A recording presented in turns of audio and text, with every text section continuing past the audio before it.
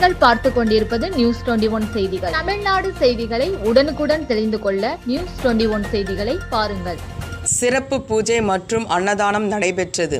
தமிழக எதிர்க்கட்சி தலைவரும் அதிமுக பொதுச் செயலாளர் எடப்பாடி பழனிசாமியின் பிறந்தநாளை விழாவை முன்னிட்டு மாநில அம்மா பேரவை சார்பாக தமிழ்ச்செல்வன் ஏற்பாட்டில் சிவகங்கை நகர் மையப்பகுதியில் அமைந்துள்ள சிவன் கோவிலில் சிறப்பு பூஜை மற்றும் அன்னதானம் நடைபெற்றது. இந்நிகழ்ச்சியில் மாவட்ட செயலாளரும் எம்எல்ஏவுமான PR செந்தில்நாதன் தலைமையேற்று நடத்தினார். முன்னிலையாக முன்னாள் அமைச்சர் பாஸ்கரன், அமைப்பு செயலாளர் AK சீனிவாசன், சிவகங்கை நகர் செயலாளர் ராஜா, முன்னாள் எம்எல்ஏ M குணசேகரன், மாவட்ட சார்பு அணி செயலாளர்கள், மாவட்ட நிர்வாகிகள், ஒன்றிய செயலாளர்கள் மற்றும் தொண்டர்கள் என திரளாக கலந்து கொண்டனர். அன்னதான ஏற்பாடுகள் அனைத்தும் மாநில அம்மா பேரவை துணை செயலாளர் தமிழ்ச்செல்வன் செய்திருந்தார்.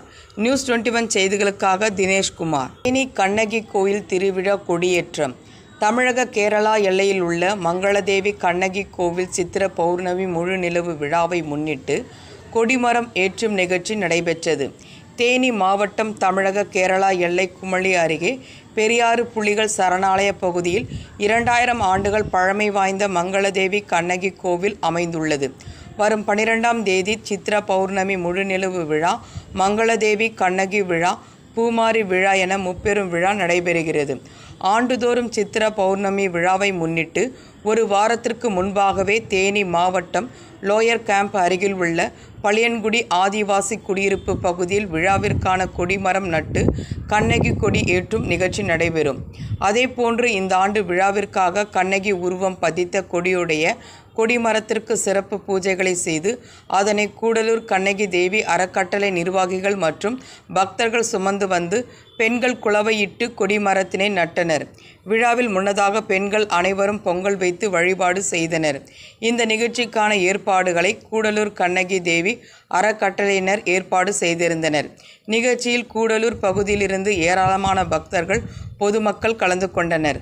நியூஸ் 21 செய்திகளுக்காக விஜயகுமார். பஞ்சப்பள்ளி சின்னாற்றின் குறுக்கே 5.50 கோடி ரூபாய் மதிப்பீட்டில் தடுப்பணையை கட்டும் பணியை அமைச்சர் MRK பன்னீர்செல்வம் பூமி பூஜை செய்து தொடங்கி வைத்தார். தருமபுரி மாவட்டம் பஞ்சப்பள்ளி சின்னாற்றில் ஜெல்திம்மனூரின் ஆற்றின் குறுக்கே 5.50 கோடி ரூபாய் மதிப்பீட்டில் தடுப்பணையை கட்டும் பணிக்கு அடிக்கல் நாட்டும் நிகழ்ச்சி மாவட்ட கலெக்டர் சதீஷ் தலைமையில் நடந்தது.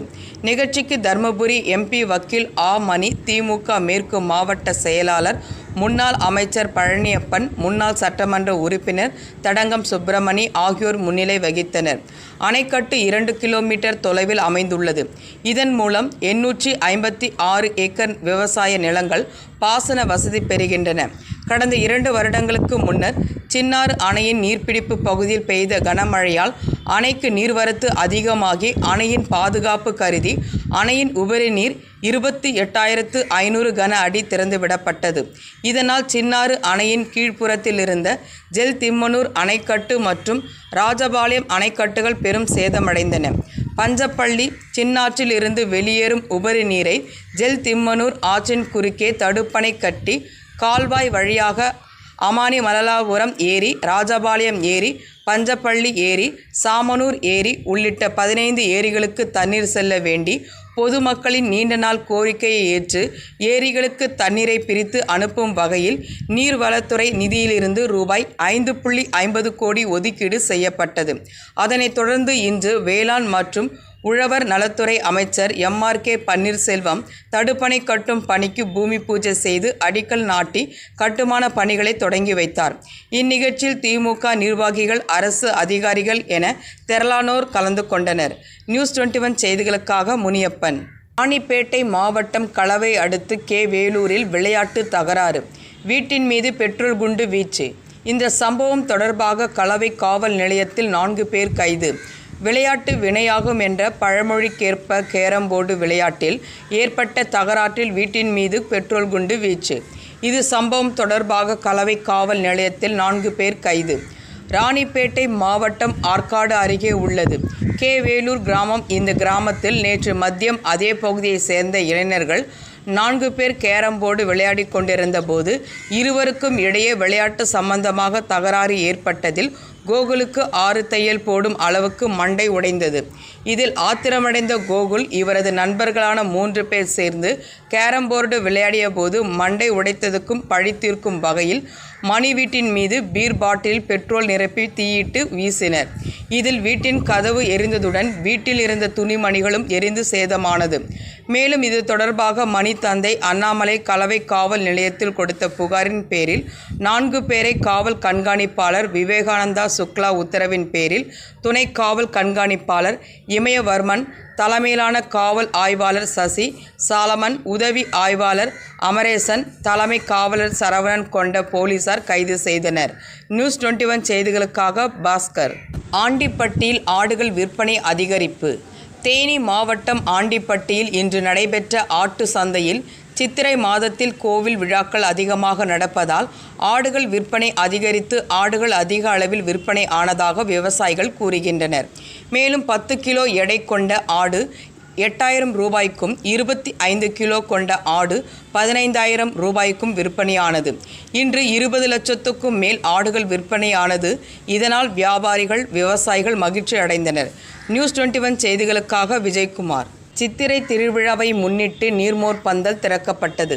சிவகங்கை மாவட்டம் மானாமதுரை சிப்காட் பேருந்து நிலையம் அருகில் அதிமுக சார்பில் 2025 சித்திரை திருவிழாவை முன்னிட்டு நீர்மோர் பந்தல் திறக்கப்பட்டது.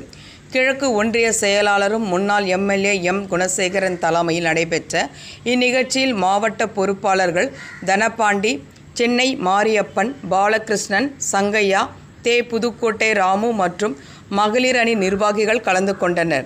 நிகழ்ச்சி ஏற்பாடுகள் அனைத்தையும் ஒன்றிய நிர்வாகி கவியரசு ஏற்பாடு செய்திருந்தார்.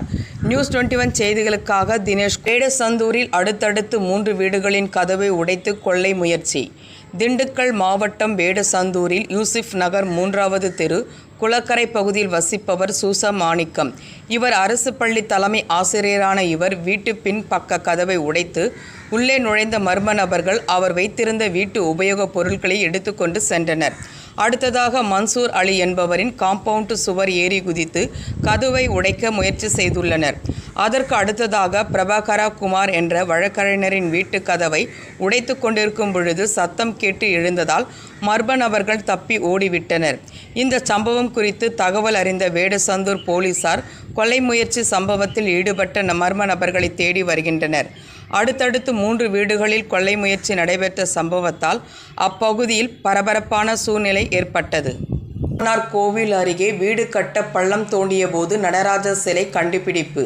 கடலூர் மாவட்டம் காட்டுமன்னார் கோவில் அருகே லாலாப்பேட்டை கொல்லிமலை கீழ்ப்பகுதி JN நகரில் ஹிதயா தெருவில் வசிப்பவர் முகமது அப்சர், வயது 34. இவர் தற்போது தனக்கு சொந்தமான இடத்தில் வீடு கட்டுவதற்கான பூமி பூஜை போடப்பட்ட போது பள்ளம் தோண்டப்பட்டது.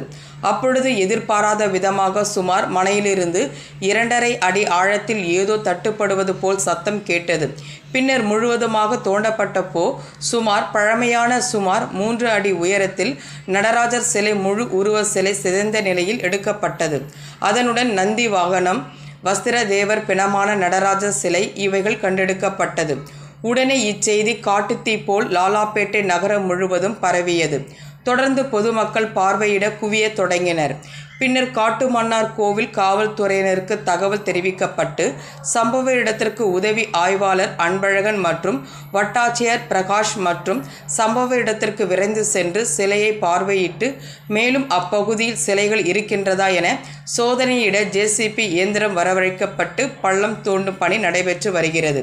மேலும் கண்டெடுக்கப்பட்ட சிலையை காட்டுமன்னார்கள் வட்டாட்சியர் தொல்லியல் துறை ஆய்வுக்காக வட்டாட்சியர் அலுவலகம் எடுத்து செல்லப்பட்டது. நியூஸ் 21 செய்திகளுக்காக முருகானந்தம்.